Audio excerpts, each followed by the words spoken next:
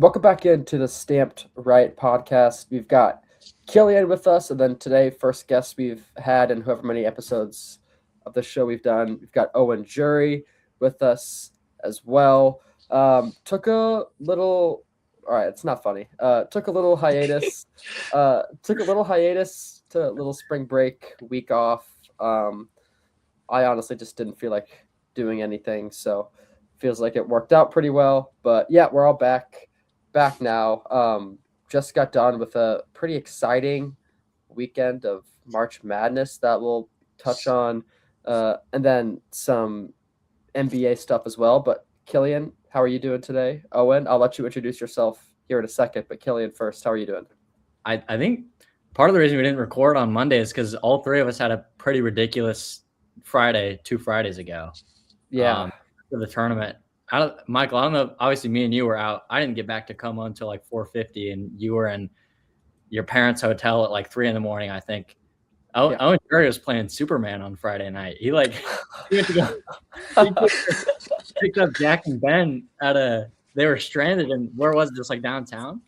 They were like a hotel outside the Enterprise Center or something like that. And Jack texted me at like 2:20 when I was in bed, and he was like, "Yo, we're stranded out here." And I was like, "I can't leave him in St. Louis at night," so I went and got him. So you drove from Columbia to St. Louis? No. I live like 20 minutes from Enterprise Center. Oh, okay. Yeah. Gotcha. All right. Okay. Yeah. Gotcha. I didn't hear about that. Very interesting. Yeah, no, I was up until like 3:15 getting work done after Missouri got their ass kicked against Miami. Wasn't really much of a surprise.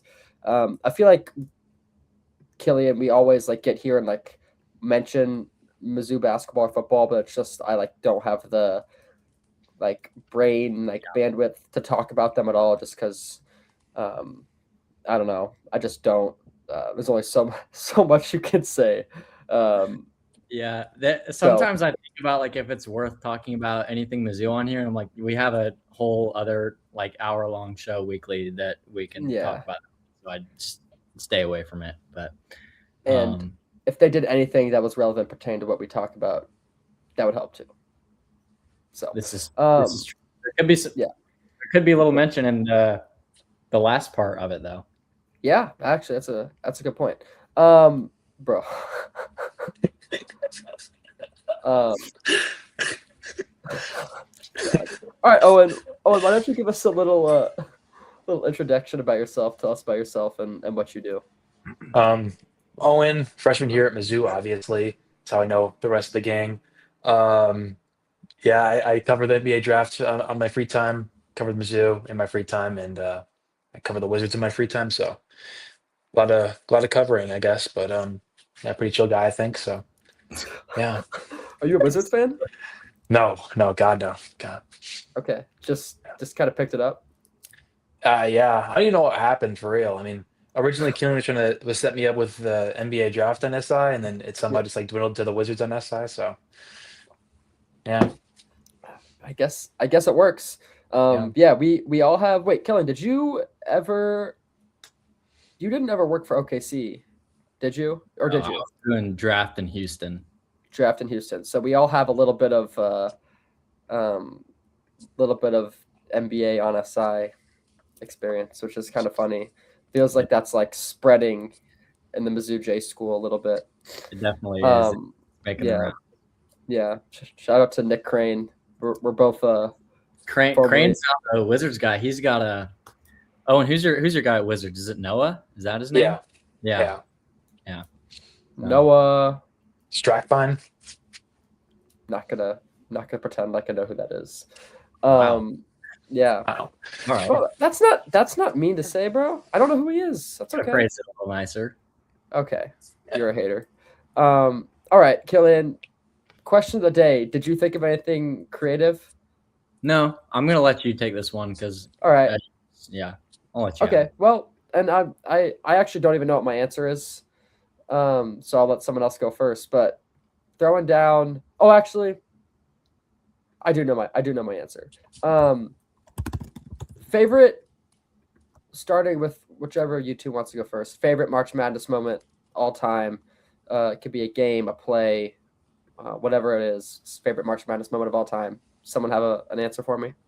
Oh. Oh my God! Did you hear that? Whoa. That come through the bro. audio? Yes, it I did. pulled up ESPN and it like just blasts something. We can cut that out. Usually, can you guys hear when I get like notifications through my computer? I can hear you like jamming your keyboard. Like, hold on, because I just like got like, yeah, I need to mute when I do that. We'll cut all that out. Probably. But No, like I'm when not. I get like, Outlook notifications on my email, can you hear that? We'll cut that out. Okay. No. Holy shit! Do you guys hear that? What is happening in your apartment, Home bro? invasion. Did you hear that? Fucking circus above me, bro. I'm telling you, bro. I actually have the loudest upstairs neighbors of all time. It's like comedic. Like it's a fucking circus, bro. Holy shit. I remember my freshman year in my dorm, we had like really annoying people below us. So at night we would always like do like skateboarding tricks or like dribble a basketball as loud as we possibly could. Yeah. So I can relate. What type of cookie is that? Mom's chocolate chip. Okay, that's tough, honestly. Yeah, that's tough. Yeah. How much is out? Are we like jumping back? I'm not. I don't edit anything out, Killian. Okay. All right. Okay. Keep that in mind, I guess. Do you have a favorite March Madness moment for me? I was saying I'm gonna let Owen go first because he's the guest. So okay, that's fair. Owen. As a Wisconsin fan, I think I gotta go with the Final Four, but I can't really think of like a moment from that besides winning it. Maybe the Bronson Canning fadeaway against Xavier. That was pretty sick too. So I think those two like stand out amongst the pack. Killian, what do you got for me? I would, just because it's recent and I've been seeing it lately again, like the RJ Hunter game winner in like 2015 was pretty awesome. Dude falling off the stool, pretty great. And RJ Hunter was like, I think that was like the first 2K I ever played was like the year before he got drafted. And so on like the importable draft classes, he would be like a god. So he was like kind of my favorite player for a while. And I was like, for like a year, I was like, oh, RJ Hunter is going to be like amazing in the NBA. And like, he wasn't, but tragically. But that game was that was a really fun one. That and then like this like distinct memory of watching like Isaiah Briscoe in the 2017 champion or the bracket. I don't know why. I was at the bank with my parents and I like remember seeing him on the TV and that always stuck with me for some reason. So like Isaiah Briscoe 2017 run and then the RJ Hunter game winner. I'm desperately trying to find what year this happened. I think just the Creighton fan in me. There was that game in the 2024 NCAA tournament. I think it was the round of 32. It was like that double overtime game. I don't know if you remember that. Where like I think Kalkbrenner hit like a really random three. Trey Alexander played really good. Baylor Shireman played really good. And it was the Nafali Dante Oregon Ducks. And I don't know if you remember Jermaine Cousinard or not. So it was a really random team, but it was a eventful game.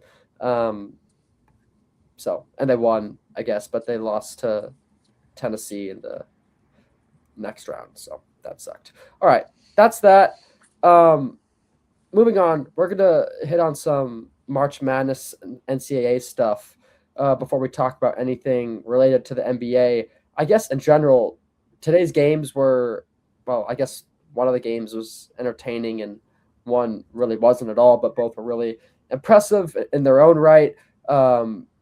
Michigan just absolutely stomps Tennessee. They win 95-62. Recording this on Sunday, by the way, in the Elite Eight. And then one of the craziest March Madness comebacks I've ever seen might be, I don't know what the numbers are in terms of the biggest March Madness comebacks ever in the Elite Eight or what that looks like. But I think UConn came back from 19 points to beat Duke. And then Braylon Mullins hits one of the crazier, more memorable game winners I think we've probably all ever seen in the NCAA tournament. So a lot of crazy stuff there.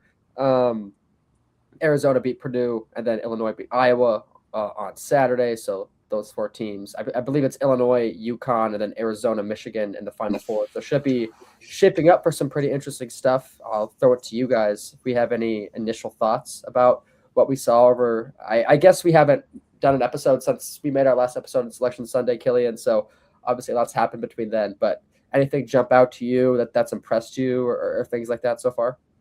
I mean, this has been like a pretty memorable tournament in my eyes. Like from the 64 to the 32. Like obviously, I missed a fair amount of the 64 games just because we were getting real busy with Mizzou those first couple days. But well, what I did catch, like it was all real entertaining. Like even some of those earlier games, like the TCU Ohio State was like awesome right off the bat. Like that was a great one to kick it off. Louisville, South Florida was fun. Obviously, you had like the Siena stuff. Like there was no like huge major upset except High Point getting there, which Owen was terrified of High Point all week, rightfully so. He ended up being right about that, and yeah, they were great. But so that was a good one. I am disappointed, probably not as disappointed as Owen was, but I am disappointed that Wisconsin got knocked out because I really wanted to see them play Arkansas. But Arkansas's little run was fun. Iowa's run was fun. Like there's still been some cool things like Texas. Who the hell would have thought Texas was going to do anything? Like I was pretty confident in Texas losing right off the bat after that play-in game just because they didn't look very good. So there's been some fun games still, and I've been like pretty entertained throughout all of it. It's been a blast for me. And then obviously, yeah, that UConn game that just happened. I think I was on the phone with Quentin earlier, and he told me that it was like I think number 1 seeds that lead by double digits at halftime in tournament history, like 134-0 before now.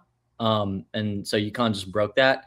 And man, he's kind of an asshole, but I personally really like Dan Hurley. So, and his son, my God, his son looks just like him. I saw him like run on the court after the game, and they hugged, and it was like a clone. Like take that kid's hair off, and they're actually clones. So, but I like that. I like that Dan Hurley beat Duke.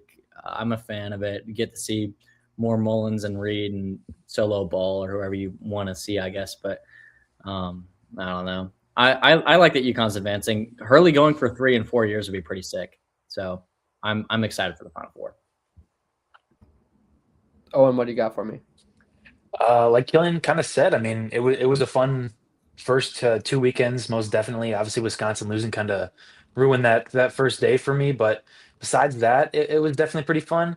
I wasn't as surprised by the Texas run, I would say. I thought that BYU was kind of like pretty much gone without Richie Saunders because the offense was like overly reliant on AJ Debinsa, which kind of made it predictable in a way. And then defensively, AJ Debinsa had his value revoked because he had to allocate so much of his energy to offense. But the Nebraska Vanderbilt game stood out to me as like the most exciting of the bunch. That was like back and forth throughout the entirety of it. And that was followed up by overlapped with the High Point Arkansas game, which is also a really fun game. But I've kind of been super surprised by Illinois. I didn't think that they're going to be able to have like any success without having like elite offensive games, but they kind of had really 2 back-to-back games where they weren't amazing offensively. They picked it up down the stretch of the Iowa game, but they've been able to keep willing out the victory and kind of like playing at a slower pace and been playing through that front court a lot more too. And it's been working for them. So that's been kind of surprising for me. Yeah, I mean that first day, I was really, really hopeful that like after watching that first day, like there was like maybe only 1 or 2 upsets, I think. Maybe I'm missing one, but obviously it was like the main one was the High Point game.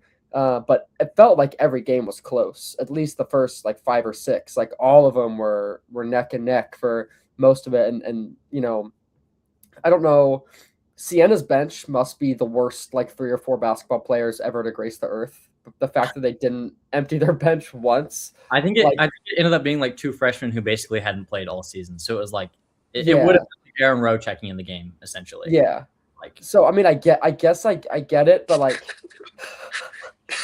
that's a good count. I guess I get it, but I don't know. It feels like that might have helped them a little bit, unless they really were that bad. I mean, the team that surprised me, even though they got their ass kicked today, was Tennessee. I really wouldn't have thought they would have beat Virginia. And I mean, Iowa State was kind of my backup team that wasn't one of the 1 seeds to win it all. And Joshua Jefferson getting hurt just sucked. I feel left out. I'm like the only one who doesn't have a snack, dude. What were you eating last time? It was probably the jelly bean or the chips. It was jelly beans. That's right. Yeah, probably the jelly beans. Yeah. What do we got, Owen? Gummy bears.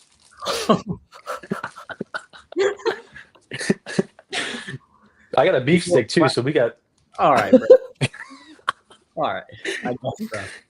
Well, Michael, I think you remember that's what Chase just texted us about the other day in the group chat. Like when our professor submitted his like bracket and like Quentin said the picture of the group chat, I said if Tennessee makes the Elite Eight, I was gonna strip naked in Lee Hills. They made it. I'm not getting naked. I just oh my God. Like, did you actually say that? Yeah, that's what he was replying to earlier. Oh my God. So I don't know. You gotta own up to your word, bro. You gotta own up to your word.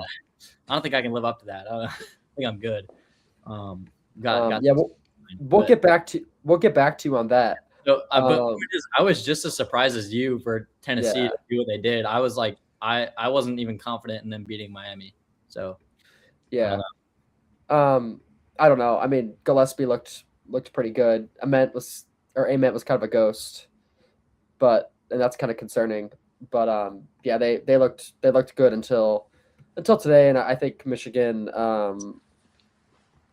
just ridiculously good. So, that's going to be a hard team to beat. I think that Michigan Arizona game is probably going to end up being might be better than the national championship game itself. Other than that, yeah, I first day was wildly entertaining. It felt like things kind of tapered off a little bit. The Friday, again, I'm with you, or all of us, I guess. We didn't really get to, maybe you did, Owen, but I didn't really get to watch much on Friday. We saw Braden Smith break the assist record, so I don't know, that happened, I guess. If we think that, I guess that's cool. Yeah. No, that is cool. Yeah, I had kind of forgot about it because we had such a busy day, and then I rolled in and I'd look up and they were all there was an eruption of cheers, like a first quarter or first half assist, and I was a little confused, and I realized it was that. That's cool. Yeah, that's fair. My Purdue family did not take the Arizona loss well at all. I won't go into any details, but they were just pretty upset. And then, there was almost a couple heart attacks during the Texas game. So, that happened as well. But I guess a fine run for them. I think most people, the common fan who doesn't watch / like Purdue, is probably pretty happy to not have to watch Fletcher Loyer, Braden Smith, or Trey Kaufman-Renn play again. It feels like people just generally don't really like any of those guys. I'm kind of indifferent. I feel a little more partial to them, but I guess I see why. I don't know. I wouldn't say maybe Braden's a little unlikable. I don't know, but yeah. Again, pretty entertaining stuff so far. How have your guys' brackets been? I'm kind of curious. Has anyone made a good one or anything close to a good one? Not really. I mean, I have one that's like top 700K, but I don't feel like that's too crazy. Yeah. Mine was fine for a while. I think at one point 13 of my Sweet 16 were intact, and it just kind of fell apart.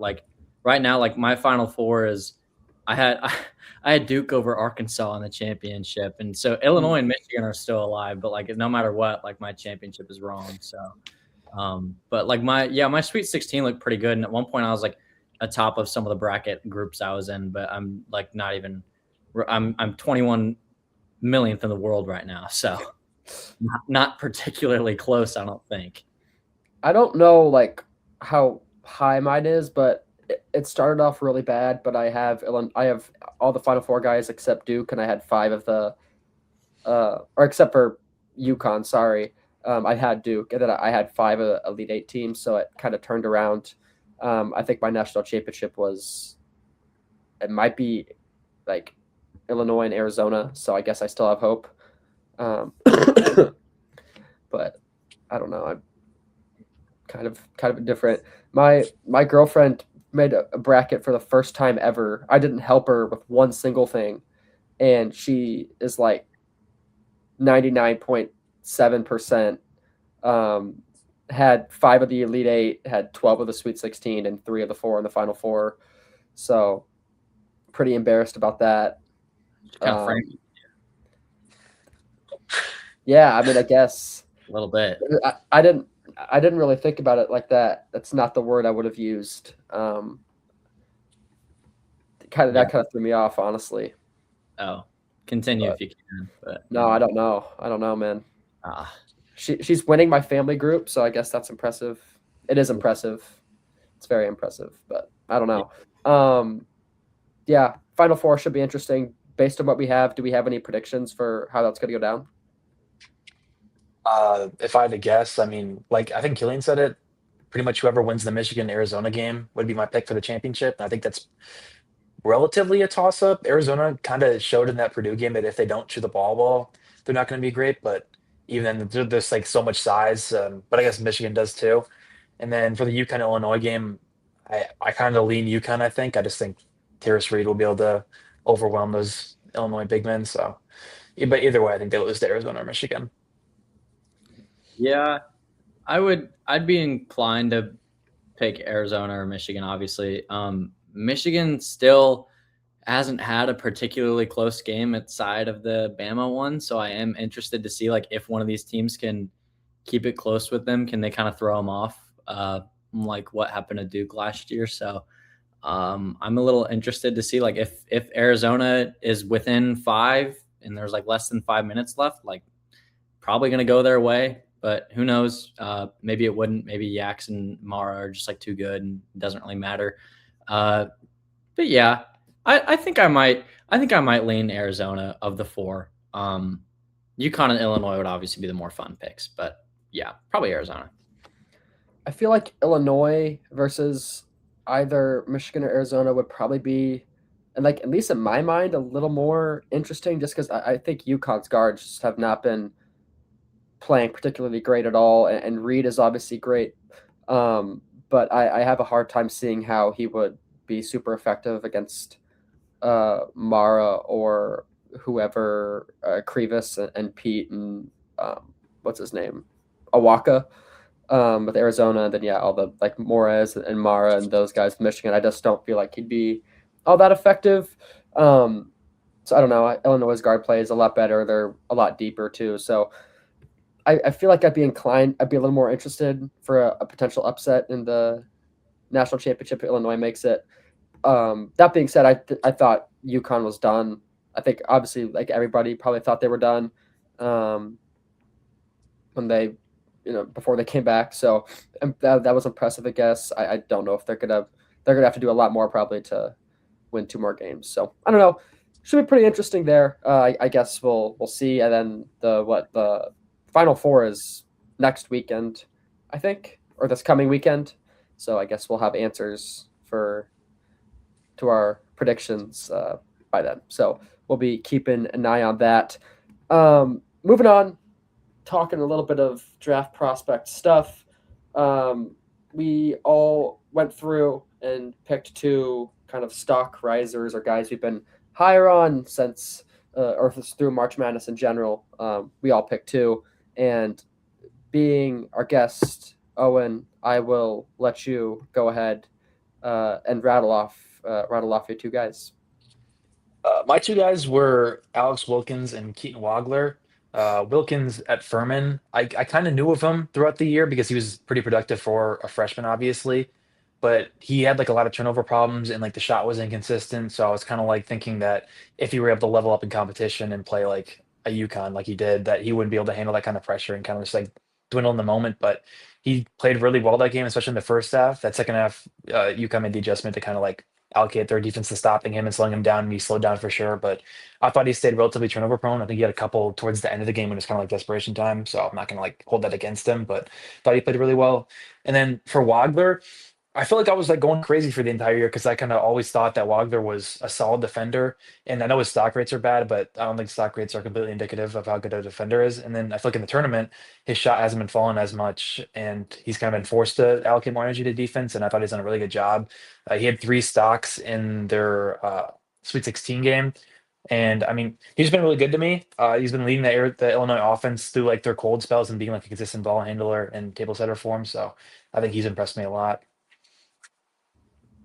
Killian, I'll throw it to you next.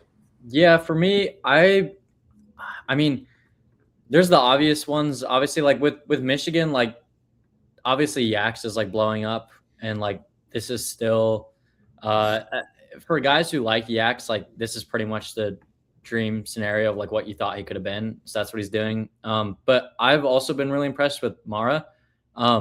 His passing has been really good in the tournament. He's kind of showing that like, I mean, like for guys who are like fans of Edie and like what Edie could be, like should be like blowing up on the Mara stock. I mean, he looks good. Like he could be like a pretty quick starter, I think. For any team that's even teams that are like trying to be good. I think he could find his way into a starting lineup like within like a year or two. So Mara's like a guy that is like kind of pushing, like creeping up on the top 10 for me, to be honest. Lottery, definitely. I think 10, I'll just have to see once like the May and June evals hit, but I think Lottery, definitely he's playing his way up. I also really like Dalen Swain, his run. It was shaky at times, but like overall he showed like his handle's nice. You're not going to get that very often. I like the way he was running, obviously, in transition, and then, but just more impressively, like I think he's learning how to beat different types of defenders more often. And I think his versatility has really been showing through in the tournament. I like what he's been doing, and there's been times where it's like he's kind of like he's been really streaky for me this season. Not in the way he plays, but like in the way I think about him has been like, is he top 7? Is he even in my lottery? I don't know. His tourney run made me definitely more fond of him than I was before it. So I would throw him. And then kind of like honorable mention, like UNC just like looked like shit without Caleb Wilson. So I feel like by default, like you kind of have to think of that and be like, well, he probably mattered even a little more than you might have thought. So as someone who's not even very particularly high on Caleb Wilson, like I kind of view him higher now just because of how terrible UNC was without him. Yeah, agree with everyone. I do think Wagler was extremely impressive, and there's no reason to like glaze the whole underrated recruit to what he's doing now thing, but it is pretty impressive that he was so under-scouted and now he's led his team to a Final Four. Not many true freshmen have been able to do that at all. So I tried to put some perspective to my dad because he was asking of like how ridiculous this was. Like a remotely accurate comparison would be like if Aaron Rowe was like doing what Keaton Wagler did. Like, right? I mean, like that, like really like lowly recruited. Like was Wagler not like on Wagler was like 250. Aaron Rowe was like still top 100 in most recruiting websites. Okay, yeah. So even lower. Like, yeah. But and just sort of like a guy who's like you wouldn't have expected to like play any sort of role on the season, and like for Mizzou comparison, because that's what my dad was asking. He's a Mizzou fan, but the one thing I will say is I do know that like he was obviously under recruited, like under scouted and all that stuff. But I remember reading preseason stuff, and he was viewed as a guy who would contribute right away. So he wasn't supposed to like hit in like practices and stuff, right? But in like May, did anyone think that Wagler was gonna? I feel like he rose a lot. He ended up being 261 in composite rankings. 24/7 bumped him up to 150. I don't know when their final rankings update for that class was, but I mean, yeah, still, you're right. Yeah. So, it's like no either way. Yeah. What were you gonna say, Owen? I'm muted. I played in the same AU circuit as Wagler like 2 years ago, and I recognized the team name he played for, but I had no idea who he was. So like, I guess it's a testament to how much he's developed over the past couple of years. All right, then. Sorry, my two. Had to throw a flex out there, bro. Yeah. Anyway, my two guys. I am rolling with Zuby Ejiofor from St. John's. I feel like I kind of knew, like what I was getting with him, but he's been a little inefficient, but he's a good rebounder and really good on defense, and shown he can pass the ball a little bit. Kind of like questionable finishing around the rim, I feel like. but I didn't watch the Duke St. John's game, so I would imagine Boozer was guarding him. So if he went 6 for 17, so like that would make a lot of sense. And then Kansas, what? Just keep going. Just keep going. No, let's share. Just like say that field goal shooting again. All right. And then with literal child. Then with Kansas, I would imagine it was Flory or like Bryson Tiller or whoever else are their forwards. Bro, keep a straight face. Oh my God. Look at Owen's eyebrows, man. Anytime you make a comment, they raise up immediately. I know. I did notice that. I did notice that. Man, gotta watch what I say now. Regardless, that was a little bit concerning, but still had a pretty good outing overall. I liked what he did on defense and as a passer. So good stuff there. Then Braden Burries as well.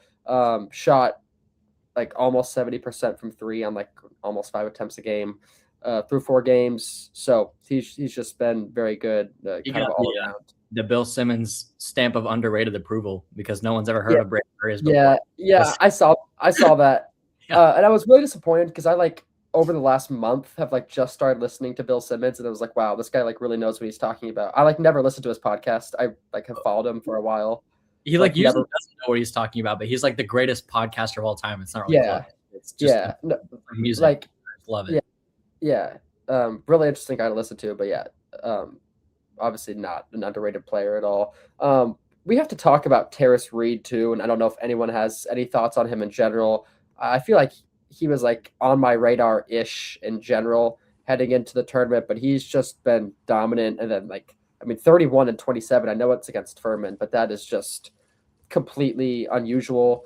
And I didn't there was moments of the Duke game that I admittedly did not watch, but at least in the first half, they were just going to him and he was bullying Gongba and Boozer, and I don't know who else that was guarding him at the moment, but it was mainly Boozer and Gongba, and he was just bully ball, really good finishing around the rim, and he's a good rebounder too. So I think that was probably the first near full game I watched of him all year, and I walked away really impressed. So I don't know if anyone has thoughts on Terrace Reed, but feels like he's probably the biggest name that we didn't mention, and might be the biggest riser in general from the last couple of weeks. So I don't know if anyone has thoughts on him. I mean, I would assume I feel like he's getting closer and closer to the point of being a real NBA player and not just those centers that show up every February and play 20 games to end the season and aren't very good. I don't know if I'm 100% sold on him being there yet, but I feel like he's been getting closer and closer. And I mean, the tournament's definitely helped that. So you'd be right to call him a riser. Also, we've been recording for 33 minutes and you sent me this video 14 minutes ago. Wow. What else was talking? Dude. I didn't even peep it until now. I checked the phone. I got an email. I looked down and see you sent me a tweet. It's the cat hit scuba. I'm sorry, bro. Man. I just had to get one scroll in. I'm sorry. Yeah. Yeah. My bad. Yeah, Terrace Reed. He's looking closer to being a guy that I could see in a rotation. So yeah, he's also he's huge, so he's physically ready, which I think probably gives them an advantage. So I've had Reed on my board all year pretty much. I just think the same way that people think of Patrick and Gunma, minus the maybe shooting stuff, is the same way I feel about Reed, because he's also a pretty solid passer for his size and obviously a good rebounder, and he's super mobile for his size too. He can guard in the perimeter against slower forwards, and obviously Chase Biggs out there too. So I think it's definitely a second round flyer, and you could probably give him 8 to 12 minutes off the bench and be fine with it. I think so. I like Terrace Reed as a prospect. Yeah, I haven't been particularly moved by Gongba yet from the kind of moments I've just checked in. So that'll be kind of interesting to follow. So again, I think this has been a good tournament for some of these guys. Again, Reed has been kind of the hot name, at least on Twitter, but hard to imagine that Wagler isn't one of the names that we're really, really looking at too. So fun stuff there. I think we're going to have two really entertaining and interesting Final Four matchups moving on to some NBA related stuff. Just checking in on the Eastern Conference a little bit. A couple teams kind of figuring some stuff out. Some teams starting to play good, other teams starting to not play good. I had notes or things we wanted to talk about, including Boston, including the Raptors. But before I do that, I just wanted to throw this out there. I guess this involves the Raptors, but Toronto beat Orlando 139 to 87 tonight. That's They're on a 31-0 run. That's why yeah, I felt like it was worth mentioning. yeah, and actually, Killian, I was gonna ask about Orlando too because it feels like they're kind of slipping, and a lot of I don't want to say a discourse. I don't want to like give more like hype to it than there is, but kind of starting to wonder maybe if Jamal Mosley might be sitting on a hotter seat. So I don't know if we have thoughts on that before we talk about Boston and Toronto, but feels like I mean not that this is like one game isn't a reason to fire a coach, but it feels like it's been pretty exemplary of what they've been doing over the last little bit of time. Yeah, I mean, they're interesting because like they've had like the same core now for like years, and they're kind of just the same. It feels like they've been the same no matter what. And then this is probably the best roster they've had, adding Desmond Bane now. But even then, like the Franz injury kind of derailed, and then Paolo just like not being very good, like that obviously isn't going to do you any favors. So when you're down to that point as like Desmond Bane and Suggs is like your main two guys, and Anthony Black, it's like what I mean, you can only get so far. But like overall, like yeah, I think that's probably a question worth having because like if you are going to be locked into this core, which it seems like they're going to be, I don't really envision them trading Bane or Franz or Paolo anytime soon. Then I guess really the only change you could make is the coach. And I think Mosley's fine. I think he's good. But like if it comes down to it and you're like, do we want Mosley or do we want to put a call in for Tibbs or do we want to put a call in for Mike Malone? I don't know. I might go with one of those guys just because they've done it before. They've like won playoff series before. So maybe I'd lean that way. But yeah, like Orlando just like, I mean, they really, the East was like relatively weak this year. I know like the records look like they're good, but like there's just not a lot of good teams out there. And Orlando really had no excuse to like not be a top 3 team this year. Like heading into the year, like there's a lot of people who are saying like Orlando should be like contenders for the 1 seed in the East. Obviously that didn't happen. So I don't know. You could, I'll get ready for this. You could say they're the Orlando Muggles. Harry Potter, you guys tapped in. Never seen Harry Potter. Can't say I'm a fan. You've never seen it, bro. Like as I think I've seen him, but I didn't really know what was going on. I read the books when I was in like 4th grade. Like the people who like don't have magic, they're called Muggles. So it's like you missed, bro. Let's just move on. I would have hit the right crowd, but all right. Yeah, I don't know. It feels like it's a like far like in the East, far too talented of a roster to be the 8th seed. Like I have a hard time believing they couldn't be better than Philadelphia, Atlanta, or Toronto this season. And Bane was supposed to be a needle mover, and it just really wasn't. Paolo was hurt. Good. It He's just been like good. Yeah, it just hasn't led to wins. Yeah, I mean Paolo was hurt for a while too, and obviously Franz has been hurt as well, so that doesn't really help. But yeah, I don't know. Anything to add, Owen? I mean, I just don't think Paolo's that good. I feel like he just can't contribute to winning basketball being like a number 1 option. So, I mean, if they obviously like the blame is going to fall back on the coach because it just happens for the majority of the league. But I don't really think it's as much on Mosley as it is on Paolo just not being that good of a player. He's got like the Julius Randle thing where it's like some games he will take over and it's like, wow, like this guy, like he can do it. But it's like 75% of the time, it's like, what is he even doing? Like he just like has the ball a lot. And like that's his thing is he's going to have the ball. And I don't know if he's going to do anything, but he'll have it. So. Yeah, I don't know. It feels like his numbers can be kind of deceivingly good, I guess, or better than what's actually happening. So let's talk Toronto and Killian. I'll let you lead things off there with your thoughts on the Raptors, and obviously they're coming off a 50-point win, so that doesn't suck either. Yeah, like I just wanted to, I guess, like field the question, like, are you guys moved by the Raptors to do like anything in the playoffs? Because like they're like this is probably the best. I mean, it's the best record they've had since like what I think was like maybe 21, 22 was like the other year they were in the play-in. So the best record they've had in a while now. But like even then, like I'm not really moved by them doing anything. And I've been seeing like buzz lately of them being good because I think there's just a lot of players that like people like on that team. Like people relatively like Brandon Ingram and like RJ Barrett and Scotty Barnes. Like people like those guys. I don't know how Scotty's good, but like the other two, I don't know how great they are. I don't really see them doing anything, but now I've started to see some more people say like, oh, like ECF, like it could happen. I don't know. Just wanted to check in on that. I'm not really moved by like any team in the East besides like the Celtics, Pistons, Knicks, and probably the Cavs with Harden now are a little bit more interesting. But I mean, the Raptors are probably not going to be favored to win their first round matchup. If they're the fifth seed, they're going to have to play the Cavs in the first round, and I don't really see them winning that. So they're a fun team because they have a lot of fun players. They're still pretty young too, so maybe next year they could get another piece and make like an actual push. But no, I'm not moved by them winning anything this year, really.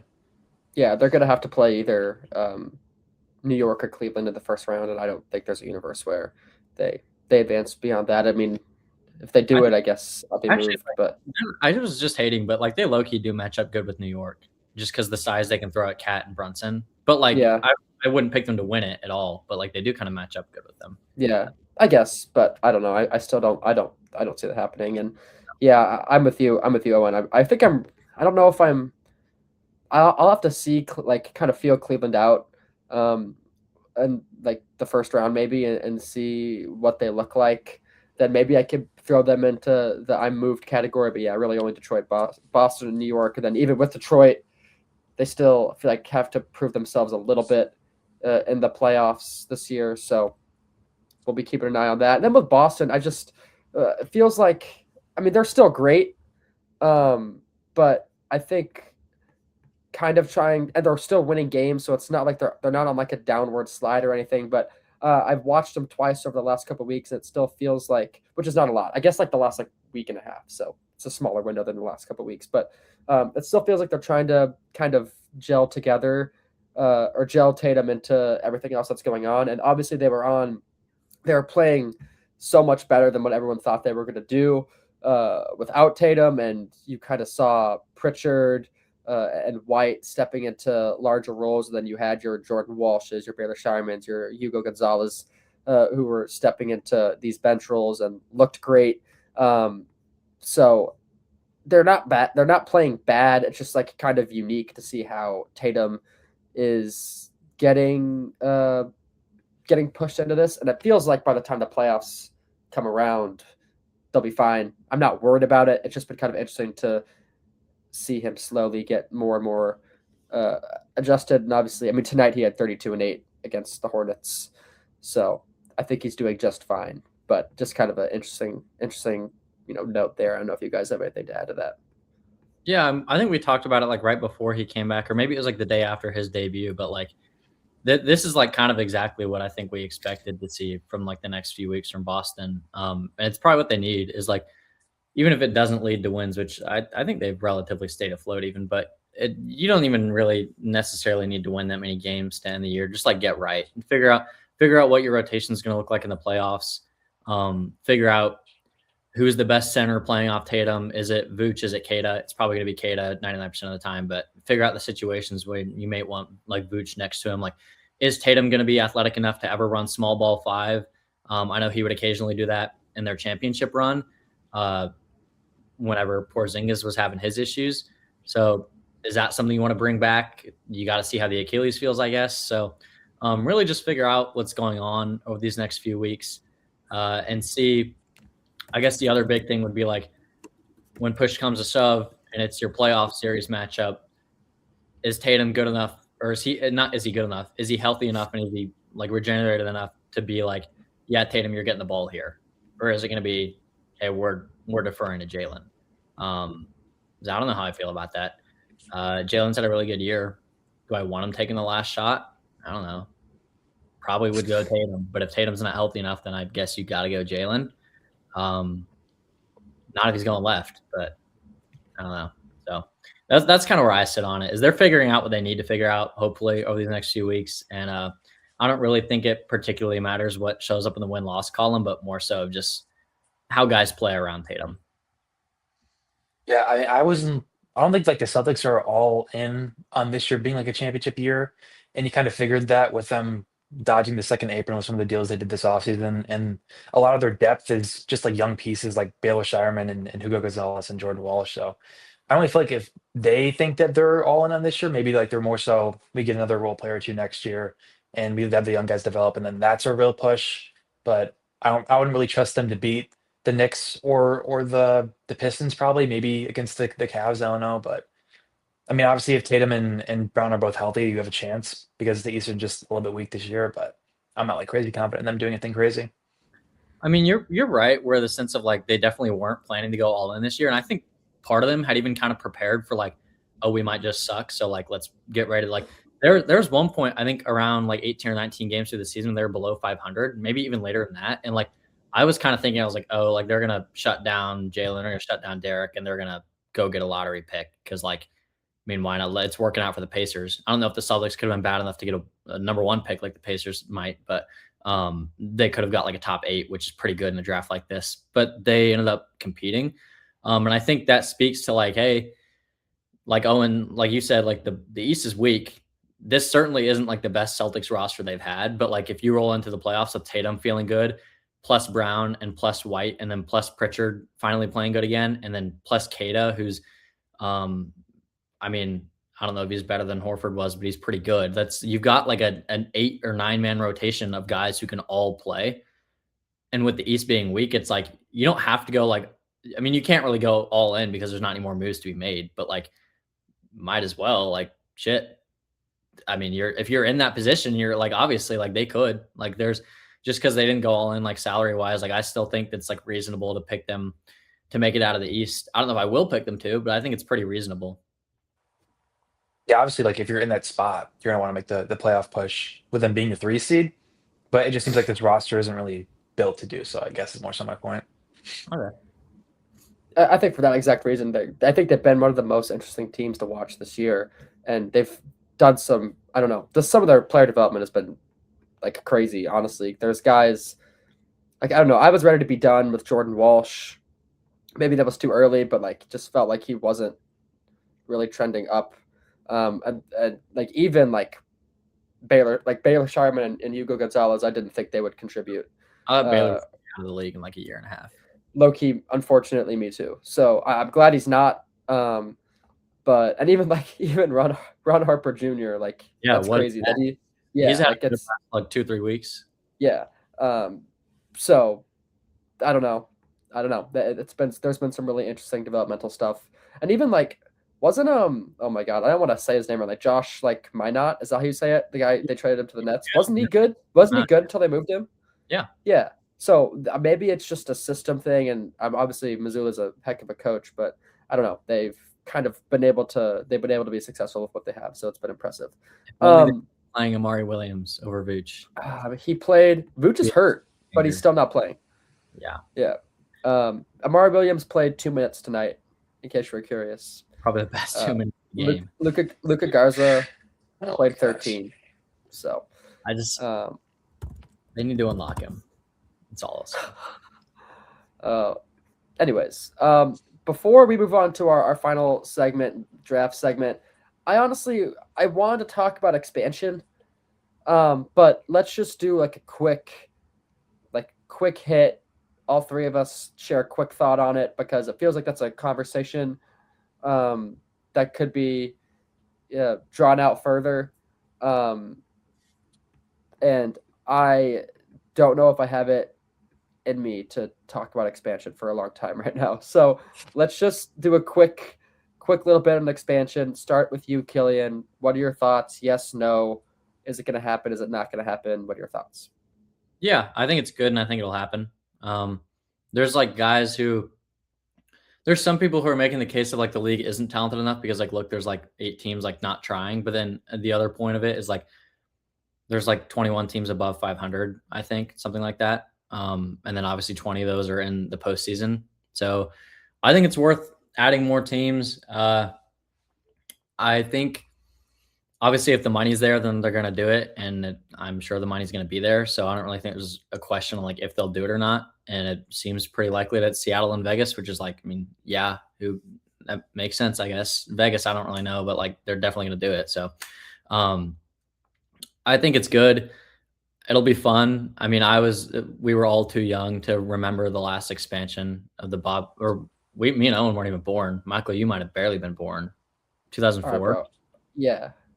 Yeah. You depending on when that actually happened, you might not have been alive either. Like depending on the month. So this could be the first expansion of our lifetimes, I guess. So I think it'll be cool to see the whole draft go down. I think that's going to be like one of the most fun things I've ever seen. Hopefully, maybe covering it at that point, but I don't know. Yeah, I mean, it's obviously like a fun idea to add the expansion, and I'm on board with it.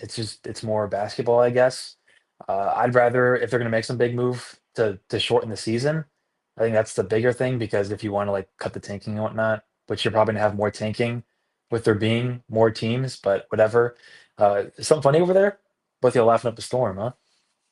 Just Killian's a big cookies and milk guy. I forget about it sometimes. I just envision you dipping on the side. You mentioned what? Like you just got your cookie, you're dipping out of the camera, like out of the frame. Well, the cookies are gone now, but that's anytime my arm reached over like this, that's exactly what was going to be. I've actually got my desk a mess, so I'm not going to show, but I've got the plate over here on my right, and then I've got the milk over here on my left. So I'm going across the computer to dip and dunk. It's not super efficient, but I see the vision. Really not, but there's no room here, man. It's a mess. So. Fair. Sorry, Owen. It's definitely a fun idea, and the league does have a lot of talent, and you're like even like the lower end role players, you're starting to see like just more talent being there. So it'd be fun to see more guys get maximized, and I think it's going to happen. Obviously, they voted on, was it the cities or was it like the voting on like agreeing to it or something like that? So it seems like it definitely is going to happen. But they voted on something, but I don't know entirely exactly what it was. I don't think it's like 100% yes yet, but it's definitely moving that direction. They agreed. It was like they agreed upon continuing on working on the plan. It's like, all right. It's something like that, like technical language wise, but like that was basically what they were saying. Yeah, gotcha. I think the thing, like obviously, yes, let's do it. Like it's gonna be fun. The expansion draft is gonna be super cool. They definitely have to figure out, like, I don't know what the solution to having 8 teams taking is. That's gotta get fixed. I don't really care less. Tank away if you want. I could care less. I mean, it's just like when there's like from the it doesn't bother me, but I guess if there's like a common fan and they have to live with 8 teams being like nearly like completely unwatchable, like I don't know, like Washington, Brooklyn, like Sacramento, like oh my god, I would rather stab my eyes out than watch a Kings game. Killian Hayes half buzzer beater. All right, and like Sacramento's probably the purest form of like what are they doing? At least like you've got Utah and Washington and Brooklyn, and we've talked about all these guys. They have young players and like there's talent there, so that's fine. But there's teams that are unwatchable when it stacks up, and also like when it looks like they're trying to lose too, and they're putting players on the court where it looks like they're throwing in the towel. It's just like it's kind of unwatchable at a certain extent, and I guess it's kind of fun to see like. The college basketball fan in me gets excited to see like the two-way guys and the lower level roster guys who are college stars or kind of like lower level draft prospects get in. But I don't know. That's a pretty massive issue that also needs a fix like immediately, I think. But I think the two can go hand in hand. And regardless, like I don't know. For me, I'm not going to stop watching. I'm gonna keep watching. I'm gonna I don't know. Might be a fan of an expansion team or something like that. So like, it's gonna make a lot of money for the league as a whole, and probably those 2 cities. I'm kind of indifferent about Las Vegas too. Feels like it's kind of a weird market. I don't know what the alternative would be. I don't know what other cities would be in the market for an NBA team, but you're seeing St. Louis probably in the top. Five. Like one of those. Nashville. One of those teams will be next. Either case, you're St. Louis. Madison, Wisconsin. Honestly. All right, bro. Omaha, Nebraska. All right. Anyway, but yeah, I think it's kind of hard to see how this is not an exciting thing. And again, it's going to be the first time we've experienced it. So I guess that doesn't suck either. All right. Final part of this episode with Killian and Owen. We're going to do a draft of SEC players. Nice and simple. Yeah. I guess Owen, I don't know if you, like let's draft them as we view them as like prospects. Is that like we're trying to build the best team of like? Yeah, let's do prospects. Yeah, let's do prospects. Okay. We'll snake it. Owen gets first pick. And yeah, we can go Owen, Killian, and then me. Owen, go ahead. I feel like the best prospect in the grouping is Acuff, but there's so many guards in the SEC that are that good that I feel like I'm happier taking Dalen Swain as my 3 and kind of like filling out the roster around him versus taking like an Acuff with there being so many good guards. So I'm gonna go Dalen Swain. Wonderful. That's like high key what I was gonna do. So, but I was assuming because you're right. Like there's like Tanner and Phylon who are like perfectly fine as point guards here, but I feel like I'm not sure I can justify Emmett or Acuff. And I also don't think I think if I gave Michael Acuff at 3, that would just wraps it and he'd win. So I'll take Acuff. Yeah, I feel like yeah, you can't really pass on him. I don't know. I mentioned this earlier. I feel pretty indifferent on Emmett right now. Like even taking him in one of these next 2 spots feels like kind of shaky for me. So I'll do Tanner with my first.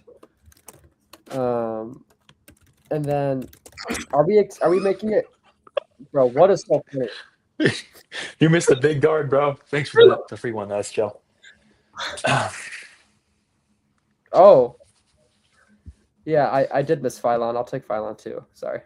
All right, so Tanner and Phylon. Yeah. I guess, bro. Who did I miss? I'll take Nate Emmett. Fuck. Yeah, I do not like. I'm fine with that. Hey, you can take Nate Emmett. You guys don't like him like at all? Like you're taking like Tyler Tanner over Nate Emmett? I have him at 31 on my board. Yeah, I'm not taking. I mean, I don't know. All right. I mean, like, all right. Well, I'm curious who Owen thought I missed on. I thought it was fine. When you said Tanner at your point guard and there was Phylon you passed up on, that's what I was like, holy crap. That's what I laughed at first, but yeah. Bro, my bad. I'm looking at the SEC or like the ESPN stats. I was gonna say, are we excluding this to 2026? I mean, I was like, I guess if I would say, yeah, like take him as a 2026 prospects. Like if you think like, yeah. Yeah, gotcha. All right, I guess back to me and continuing along the lines with there being so many good guards. I don't know if you guys looked at what the center situation is like in the SEC, but it's not great. So I'm going to go ahead and snag Jayden Quaintance, even though not a huge fan of him as a prospect, but not much else to look at. So I'm going to take Quaintance as my center. You can't dog on me for Nate Emmett and then take Jayden Quaintance. It's like the same. It's like the same thing. Like not really. All right, bro. But still, you can look at the rest of the centers versus the rest of the small forwards and be like, okay. Oh, I got a little list. You get back to back here, Owen. Oh, I get back to back? Oof. Yeah, we're snaking it. You know what? I might just fill up my entire front court and take. I'm gonna go Bleak Thomas on my 2. I like that. He's been playing good ball. It's a good pick. I'll go. Oh man, it's not looking great here. I guess I'll go Amari Allen. Shot Wisconsin. I'll go Amari Allen. I'm gonna take Brazil for sure. I'm kind of surprised you didn't take him, Killian. Oh my gosh. I mean, I like him, but I don't like him more than Amari Allen. So with Quaintance on the board, or not Quaintance on the board. I'm sorry. Of all the guys on the board, you take Brazil is crazy to me. That's well, all. I just like. Well, I mean, I don't know who at his position. I don't know who I would prefer. But now,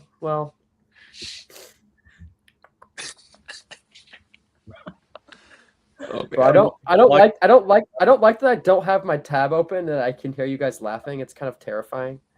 I'll roll with I'll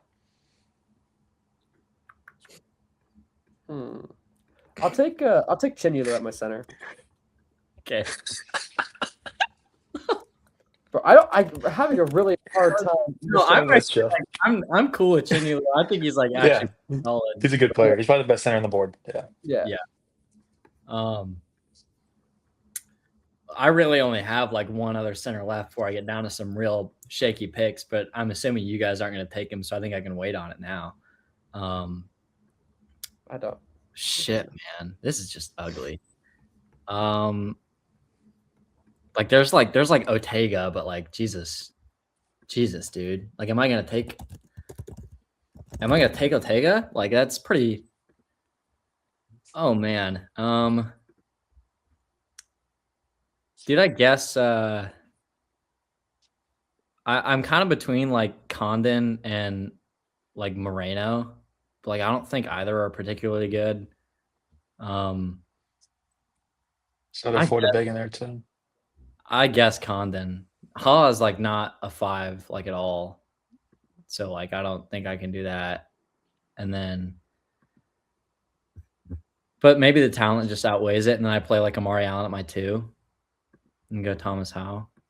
I'll just go Thomas Houck then. Yeah. It's probably better than Condon.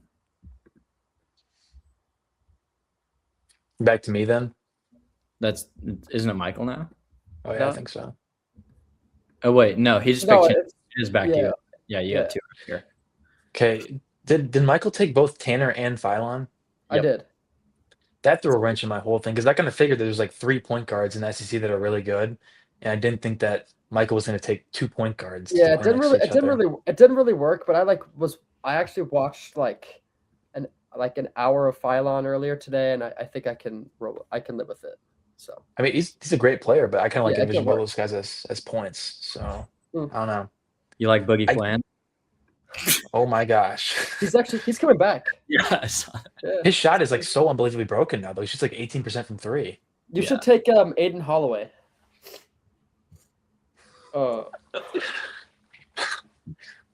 I'm low-key like heavily considering Tahad Bedford right now. As like my point guard. Who else is a good point guard? Like I'm not taking Anthony Robinson. I would Sebastian Mack. I think Jacoby before I did Gillespie. Yeah. I don't know. You're gonna take Ant and I would take. I only have one pick left. God. It's just my point guard spot left. I'm pretty sure. No, you have 2 left. No, I have 2 left. Yeah. I took Swain, Quaintance, Malik Thomas. Malik Thomas are the 2. You're right. Okay. Then did Killian took Thomas Houck too? Yeah. Oh man. I'll take Billy Richmond to play my 2, I guess. And I might just scale Malik to the 1. He played more point guard in high school, so I guess that could work out. Quaintance not being able to shoot kind of throws a wrench because I was like considering drafting like Moreno or Felix Okpara and kind of playing like a double big, but I don't know if I can deal with that level of awful shooting in my front court. Moreno and Quaintance teamed up. Imagine. Yeah, only if SEC runs really dry to the top, doesn't it? It might have to be like Mark Mitchell, which is disgusting. It's disgusting, but like, who else is going to play the 4 for me? I mean, I just have no shooting. I mean, yeah.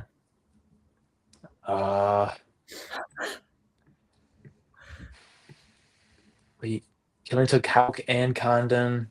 No, I just took Houck. I just took. Okay. I'll take Condon then. Okay. Yeah, I was wondering why you. Yeah. I could have sworn you took Condon. Okay. No, I switched and took Houck, and I was hoping you wouldn't. I thought you were just like ignoring Condon for some reason because I was gonna take him, but I can't really do that now, obviously. So, oh man, there's like Malik Ewan, I guess. Like he's not even like remotely a 26 candidate, but like he might just like if I were to just say he was like he might be better than any of these other guys. Like, maybe I mean Moreno's at least a true 7 foot. So, You know what? I guess this is an ugly shooting team. It's basically just Acuff and friends. Amari Allen's fine, I guess, but I'll go Malachi Moreno. These are three really interesting teams. You still have a pick left. I know, yeah. Yeah. I just want like a wing, and I feel like my options are down to Owe, maybe like Tremont Mark. I don't know. He's got to be a G League demon though, at the very least. Yeah, Tyler Nichols still there. He can shoot at least, kind of. Shut the Tyler Nickel. I might take Tyler Nickel. Yeah, I'm just gonna take Tyler Nickel. I don't know if that really does anything for me, but so Owen, I get you. Loki have that's the point forward Dalen Swain dream scenario right there. Yeah, I guess forward believers.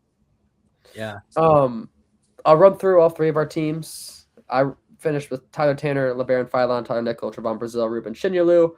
Killian finishes with Darius Acuff, Amari Allen, Nate Ament, Thomas Hawk. I'm pretty sure. Houck. Yeah. I think I've said it wrong every time I've tried to say his name here. School, in case you guys didn't All right. You like completely cut out the whole time. And then Malachi Moreno. And then for Owen, Dalen Swain, Jaden Quaintance, Malik Thomas, Billy Richmond, Alex Condon. I feel like I don't even know which team is the best of the three. I'm not going to lie. Probably mine. Probably. Yeah. What was that face, Owen? We sure it's not my team? I think I'm good on that. I don't know. I'm not a native Ment guy, and you're playing him at the 4 or the 3, I guess. 3. I mean, like I'm not like a gigantic native Ment guy, but I'm more of a native Ment guy than I am a Billy Richmond guy.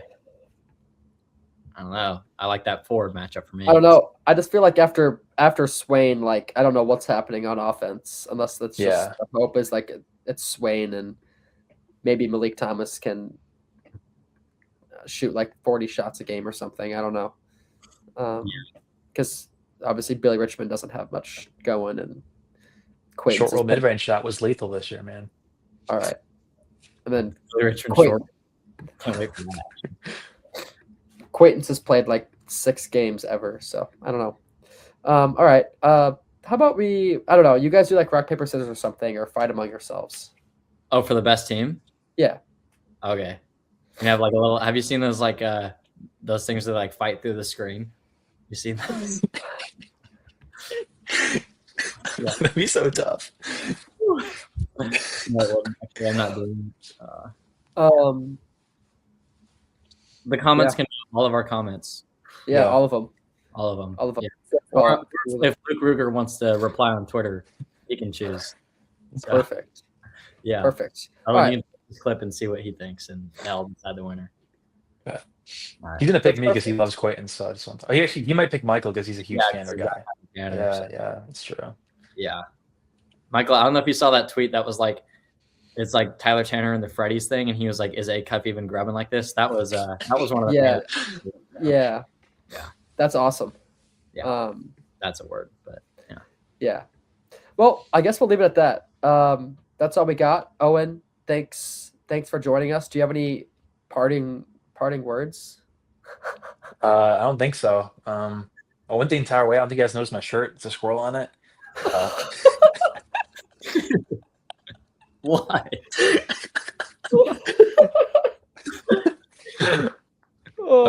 Yeah, I guess that's the parting words for me. Yeah. Next weekend we'll have Final Four games to talk about. So I guess we'll see everybody next time.